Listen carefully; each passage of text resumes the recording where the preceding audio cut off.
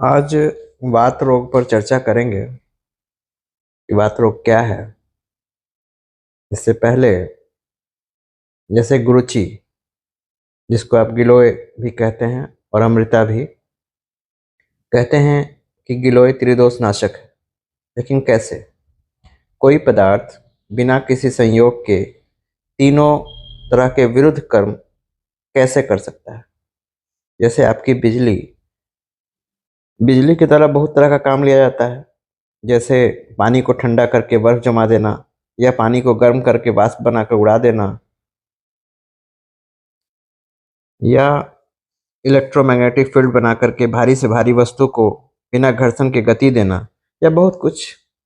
अब इस बात को अगर सिर्फ इतना कहे कि बिजली सभी काम करती है, तो यहाँ पर बिजली को जैसे इक्विपमेंट से जोड़ा गया है, जैसे फ्रिज में जोड़ा गया है तो वो बर्फ बना रहा है, हीटर में जोड़ा जाएगा तो गर्म होगा, बल्ब में गया तो रोशनी पैदा करेगा, पंखा में जाएगा तो हवा पैदा करेगा।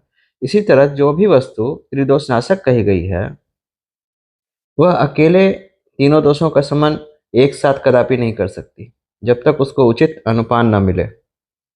जैसे जैसे गिलोय को घी के साथ देने पर वायु को, गुड़ के साथ देने पर मदावरोध को, मिश्री के साथ देने पर पित्त को, मधु के साथ देने पर कफ को, एरंड तेल के साथ देने पर वातरक्त को, सौंठ के साथ देने पर आम वात को नष्ट करती है।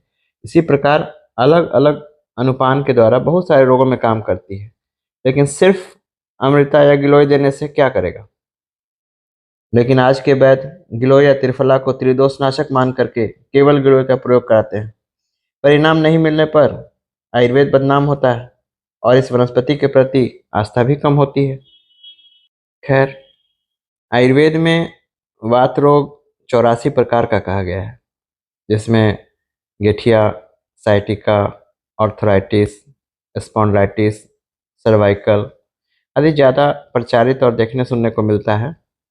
लेकिन आयुर्वेद में जो त्रिदोष का नाम आता है, जैसे कफ, पित्त और वायु, इन तीनों में वायु प्रधान है। शरीर के किसी भी बीमारी में या स्वास्थ्य बनाए रखने में इन तीनों में वायु का सबसे बड़ा हाथ है। शरीर में वायु 5 प्रकार का होता है और पांचों के अलग अलग विभाग हैं। वायु न गर्म होता है न ठंडा, जिसके साथ होता है वह उसी को बढ़ा देता है। जैसे गर्मी के दिन में जब हवा चलती है तो गर्म हवा को लू कहते हैं, और यही हवा जब ठंडे के दिनों में चलती है तो यही शीतलहर चला देती है, बरसात में नमी पैदा कर देती है। इसी प्रकार शरीर में भी गुण करती है। यदि वायु मित्र है तो आपको कोई कुछ भी नहीं बिगाड़ सकता है। अगर वायु कुपित हुआ तो आपको संसार में कोई बचा नहीं सकता है। वायु की महिमा तो अपरंपार है। वायु से अधिक बलवान कोई चीज़ नहीं है। लेकिन अभी सिर्फ शरीर की बात करेंगे, और वह भी सिर्फ वात रोग के बारे में। देखिए, जब शरीर में स्त्रोतों में कफ जाम हो जाता है और वायु के मार्ग में रुकावट होती है, तो वहाँ दर्द होने लगता है। जैसे मान लीजिए कि आपके शरीर में यूरिक एसिड बन रहा है और सारे शरीर में उससे उसको निकलते रहना चाहिए, और इसको निकालने के लिए भी वायु की मदद चाहिए। और आपका स्त्रोत कफ के द्वारा मार्ग में अवरोध है या रुकावट है, तो आपके शरीर में यूरिक एसिड जमा होने लगेगा और दर्द का कारण बनेगा। इसी प्रकार दूसरा है कि आप मान लीजिए दुबले पतले व्यक्ति हैं और आप में वायु और पित्त दोनों बढ़ा हुआ है, तो ये आपके जोड़ों से चिकनाई को सुखा देगा। तब सूखापन से हड्डी के हिलने मुड़ने से जो घर्षण होगा तो वह घिसेगा और दर्द होगा। इसी तरह वायु और कफ बढ़ा हुआ होगा तो जहाँ तहाँ कफ जमा होकर के आपको मोटा और थुलथुला बना देगा, और हड्डी और वात नाड़ियों तक पोषक तत्व पहुँचने में रुकावट बनेगा और दर्द का कारण बनेगा। इसी तरह अलग अलग संयोजन से अलग अलग प्रकार का वात रोग दिखता है।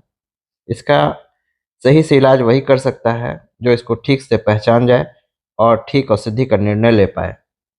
सभी से सुनते हैं कफ पित्त वायु त्रिदोष के बारे में, लेकिन इसको ठीक से समझने वाला कोई नहीं दिखता है। इसीलिए नाड़ी वैद्य या नाड़ी देखने वाला वैद्य न के बराबर है। देखने को तो कोई भी नाड़ी देख सकता है, लेकिन उसको इन तीनों का समझ होना चाहिए। ये शरीर क्या है? शरीर क्या, पूरी दुनिया ही त्रिदोष से बनी हुई है। इन तीनों के बिना कोई लय या प्रलय संभव नहीं है। यही तीन दोष या तीन प्रकार के शूल हैं, और जो इन तीनों शूलों को एक साथ पकड़े हुए है, यानी त्रिशूल को पकड़े हुए है, वही शिव है। इन तीनों दोषों को अलग अलग तरह से कहा गया है, जैसे सत्य रज तम, या ब्रह्मा विष्णु महेश, या पित्त कफ वायु, या उसको आग पानी या वायु भी कह सकते हैं, सूर्य चंद्र और पृथ्वी भी कह सकते हैं। गुण के रूप में लोभ क्रोध और अहंकार भी कह सकते हैं। जैसे बिजली का कोई काम लेते हैं तो उसमें एक ठंडा तार होता है, एक गर्म होता है और एक न्यूट्रल होता है, या इलेक्ट्रॉन प्रोटॉन न्यूट्रॉन भी बोल सकते हैं। संसार में ऐसी कोई चीज़ नहीं है जो इन तीनों के बिना बनी हो, और इन तीनों को समझने वाला वैद्य किसी भी असाध्य रोगों को ठीक करने की योजना बना सकता है, या कहिए समर्थ है। बाकी वात रोगों की दवा तो आयुर्वेद में अनगणित है, लेकिन किसको क्या देना है ये निर्णय लेने वाला वैद्य बहुत कम है। लेकिन जो भी हो, सभी वात रोगों में स्नेह यानी चिकनाई का बड़ा महत्व है। ये चिकनाई भी अनेकों तरह की होती है। जैसे आपने देखा होगा कि मशीनों में कहीं गाढ़ा ग्रीस लगाया जाता है, तो कहीं मोबिल। पहले के समय में सिलाई के मशीन में हम लोग नारियल का तेल डालते थे, अब तो मशीन का तेल अलग ही आता है।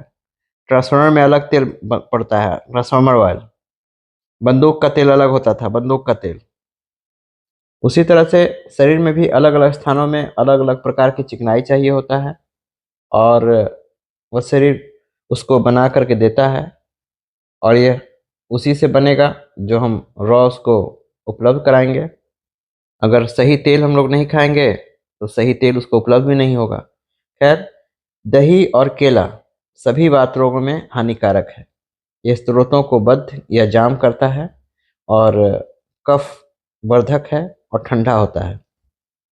और गैस उत्पन्न करने वाली जितने भी पदार्थ है, जैसे चना, खेसारी का दाल, सेम, राजमा आदि सभी वस्तु वात रोगों में नुकसान करता है और वायु को कुपित करता है। अगर पेट में गैस ज़्यादा बनेगा तो आपको दर्द भी बढ़ेगा।